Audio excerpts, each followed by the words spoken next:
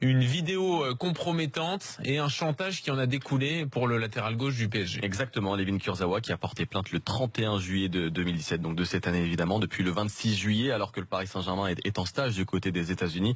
Il est l'objet de messages via WhatsApp, on connaît tous cette application, d'un maître chanteur qui lui réclame une rançon et qui le menace de remettre cette vidéo compromettante à la presse. On a appris, d'après nos informations, que ce dernier est un homme qui a connu le joueur parisien et qui est un ancien du centre de formation de l'AS Monaco.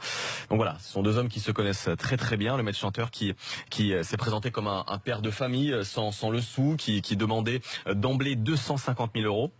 Un maître chanteur qui a assuré à détenir cette vidéo grâce à un téléphone portable perdu. Layvin Kurzawa qui n'a pas répondu dans un premier temps à toutes ces demandes, mais qui a demandé à ses plus proches si une vidéo compromettante était dans le téléphone de son premier cercle finalement.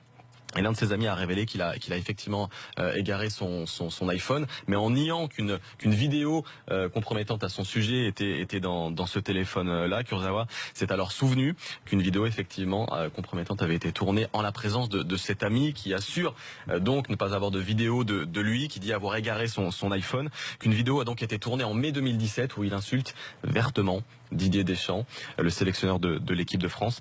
Un maître chanteur qui... On peut rappeler le contexte quand même de la vidéo, c'est-à-dire qu'il est le maillot de l'équipe de France et son pote lui dit vas-y on joue à l'interview. Exactement. Et qu'est-ce que tu penses du sélectionneur?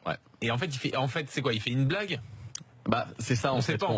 C'est une blague entre potes quand même à la base. Oui. C'est aussi une question d'interprétation. C'est dans une soirée entre potes en tout cas. Oui, exactement. C'est une soirée entre potes, pas dans un bar à chicha, mais directement au domicile de Layvin Kurzawa. Et il s'amuse à feinter une interview. Voilà, c'est à ce moment-là que ce fameux ami lui tend son téléphone portable et elle lui pose différentes questions, et notamment sur Didier Deschamps. Et à ce moment-là, Layvin Kurzawa se serait donc lâché et aurait insulté vertement donc son sélectionneur.